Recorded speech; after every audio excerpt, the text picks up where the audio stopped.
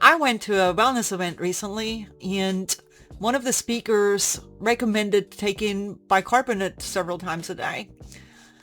That speaker stated that our modern lifestyles, the foods we eat and the stress that we're under and all the chemical exposures are causing acidity in our bodies, and this bicarbonate would offset that. And I was really, when I left, I was really skeptical about that, and I kept thinking about it and thinking about it, and it just didn't really make any sense in my, when I was thinking about it. And so, this whole idea of being acidic because of our stress and our diet and coffee and sugar and all those other lifestyle things, the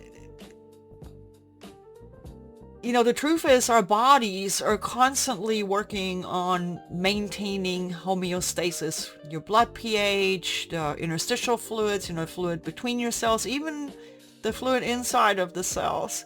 All of that is really tightly regulated by the kidneys and the lungs. So I feel like you can't just sip a supplement and magically shift the pH, the internal pH in your body. Homeostasis, those homeostatic controls, they're always at work, whether you're realizing it or not. So one of the reasons that the speaker mentioned is, well, your kidneys make bicarb anyway, so why not just drink it? And there's a fundamental flaw in that theory, because your stomach is not your kidneys. They work completely different. The kidneys don't just passively take bicarbonate from the blood. They generate it inside of the renal cells. So they actively secrete those hydrogen ions into the urine, and then they reabsorb that bicarbonate back into the bloodstream. So drinking bicarbonate doesn't bypass that process. The kidneys are still working really hard on maintaining homeostasis. So you're not actually giving them a break or supporting them in any way by doing that practice. The other thing that's kind of confusing about this whole claim is, the stomach is a very acidic environment. It functions at the pH of 2.5 to 3.5. That's where it's optimally. And so you put this bicarbonate in there, it neutralizes the stomach acid. Because that's what happens. The bicarb will react with the acid in the stomach and they'll cancel each other out.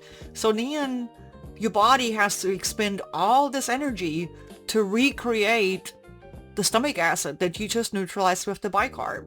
It's not like the bicarb just goes through your stomach unchanged into the intestines and then into the bloodstream. That's just not how it works. So, you're kind of creating extra work for the body, number one. And then number two, if you do this around meal times especially, you can really upset your digestion, because a proper pH is just essential for digestion, for protein breakdown, and then also for triggering the release of bile and triggering the release of pancreatic enzymes. So it could really be counterproductive to take this bicarb 3 times a day.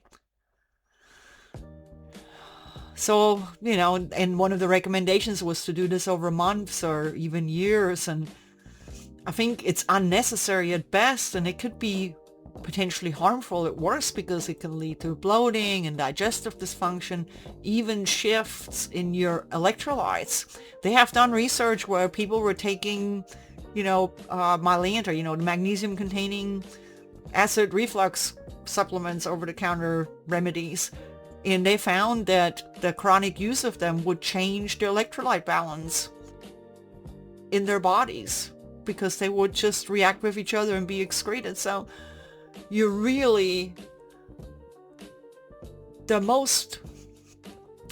I think that the best way to support your body is to just remove all those acidifying things that are in your life, whether that's processed foods, switch from processed foods to whole foods, do some grounding outside, do some breath work to help relieve your stress, maybe just eliminate stressful things from your life, whether that's things or environments or even people. If they give you stress and raise your cortisol, that'd be a good way to go about that.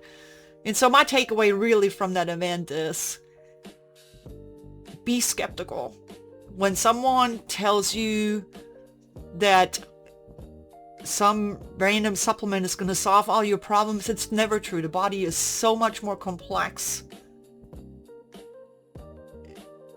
It can really just be very counterproductive to go down that route. And, and then the other thing with that is you'll end up with a supplement graveyard at some point, because these things will work for a while and then they stop working. And so I just encourage you to not blindly follow trends like this. Focus on what actually supports your health: proper hydration, balanced electrolytes if needed, good protein digestion, and letting your body just do its thing naturally as much as possible. So let me know in the comments what you think about that.